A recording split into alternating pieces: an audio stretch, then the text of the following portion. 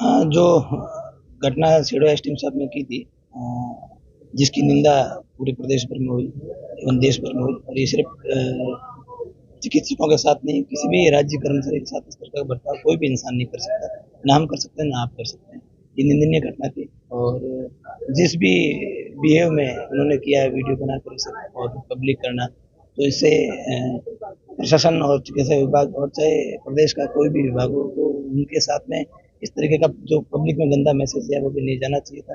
और चूंकि ये घटना हमारे साथी के साथ हुई, तो हमारा विरोध भी करना बनता था। तो हमने अपने विरोध प्रदर्शन शांतिपूर्ण तरीके से किए और कोशिश की कि हमें हड़ताल का रास्ता भी नहीं चुनना पड़ा, जिससे मरीजों को कोई तकलीफ हो, क्योंकि पब्लिक भी बड़ी उम्मीद लेके अस्पतालों में आती है। तो सरकार का जो पार्ट है, सिस्टम है, उसको ध्यान में रखते हुए हमने करीब 9 दिन तक शांतिपूर्ण तरीके से प्रयास किए थे अपने। और इस बीच में हमारी कलेक्टर मैडम से पहले भी एक बार वार्ता हुई थी, जो दुर्भाग्यवश उचित मुकाम तक नहीं पहुंच पाई। और आज हम मैडम ने हमें दोबारा बुलाया था वार्ता के लिए, और हम अभी यहाँ वार्ता के लिए हैं। तो वार्ता में अभी ये आया है कि हमारे जो स्टेट के एसोसिएशन है, उनसे भी हमने बात की, और जो डॉक्टर रामस्वरूप रावत है, उनके साथ जो घटना हुई है, उनके उनके हितों की भी सुरक्षा हो, कि वो अपने आप को असुरक्षित महसूस नहीं करें, इस सिस्टम के साथ में अच्छे से चले। उन सभी बिंदुओं को देखते हुए हमने वार्ता की मैडम के साथ में। और हमारी वार्ता में जो एसडीएम साहब जिन्होंने ये अपराध कारित किया था, वो खुद मौजूद रहे। और अंत में वार्ता में कलेक्टर मैडम ने ये हमें सुनिश्चित किया है कि बाड़मेर जिले के अंदर कहीं भी अगर भविष्य में अधिकारी कोई भी औचक निरीक्षण पे जाएंगे, वो अपनी गरिमा के साथ पेश आएंगे और कलेक्टर मैडम के निर्देशों से जाएंगे। ये सारी चीज़ें मैडम ने कहा कि मैं लिखित में दूंगी, वो भी लिखित में दे देंगे, वो चीज़ इसके ऑर्डर जारी हो जाएंगे। जो एसडीएम साहब ने जो किया, उनकी वो व्यवहार उचित नहीं था। और वो राजस्थान जो सर्विस स्कूल्स के अंदर जिनसे जो कार्रवाई बनती है उस घटना के तहत, तो चार्जशीट मैडम ने लास्ट मीटिंग में बोला था कि मैं इशू कर दिए, सॉरी नोटिस इशू कर दिया था। उस नोटिस 17 सीसी नोटिस के अगेंस्ट में उनको चार्जशीट भी आज दे दी गई है, और चार्जशीट के अंदर उनके 3 इंक्रीमेंट रोकने की बात भी की गई है। तो ये है कि जो न्यायोचित कार्रवाई उसके से होनी चाहिए थी, वो भी हुई है। और एसडीएम साहब खुद सॉरी फील कर रहे हैं इस चीज़ के लिए।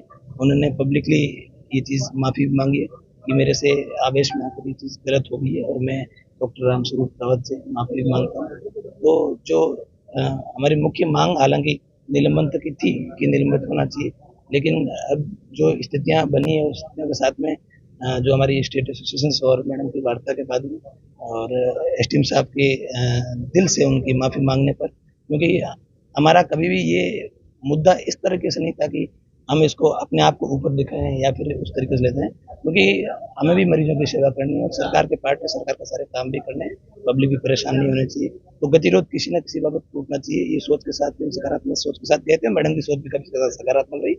3 बिंदुओं पे सहमति बनी। पहली ये कि भविष्य में किसी भी प्रकार के कोई भी राज्य के प्रशासन का कोई भी अधिकारी है, चाहे वो एसडीएम साहब हो, चाहे कोई भी व्यक्ति हो, कई बार तहसीलदार साहब भी चले जाते हैं करने के लिए भी, कोई भी अगर औचक निरीक्षण में जाते हैं तो वो गरिमा के साथ जाएंगे और इसकी निर्देश उचित निर्देश जारी हो जाएंगे। पहला बिंदु ये था। एसडीएम साहब ने अपने आप को सॉरी फील किया है, दिल से किया है, और हम सबके सामने उनकी आज आंखों में आंसू भी आ गए। तो ये बहुत हालांकि उन्होंने जिस भी वे में किया है, दूसरे में आके किया है, लेकिन नहीं होना चाहिए। एक न्यायाधीश से ये उम्मीद नहीं की जा सकती इस तरह के व्यवहार की। उन्होंने इसको फील किया है।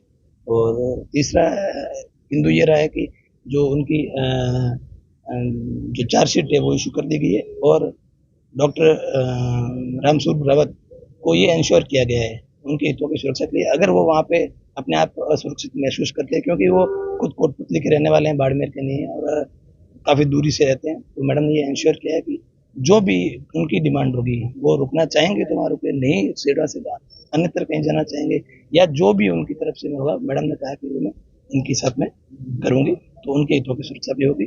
और इन सभी वार्ता हमारी सफल रही, और इसके साथ में हम अपना जो भी एजुकेशन से विरोध है, मानवता को देखते हुए कि उनको कोई दुख नहीं हो, ओपीडीज हम कल से सुचारू रूप से देखेंगे। और आपके बाबत हम ये कहना चाहेंगे सरकार से भी, और कि ये जो चीज़ें हैं बार बार घटना न हो, और आप भी इस तरीके से निर्देश दें ताकि, क्योंकि इतना बड़ा समुदाय और इस तरीके के व्यवहार करना, तो ये बार बार गतिरोध बनाना, इससे आम आदमी भी परेशान होता है, हम भी परेशान होते हैं, सिस्टम भी परेशान होता है। तो यही है कि कल से आप भी लोगों को बोले आइए अस्पताल आपके लिए खुले और खूब मन से सेवा करेंगे। शांतिपूर्ण तरीके से जो विरोध प्रदर्शन चल रहा था पूरे राजस्थान में, तो वो विरोध प्रदर्शन खत्म हो चुका है। जी, आज के बाद में वो चीज़ इस मुद्दे पे खत्म हो।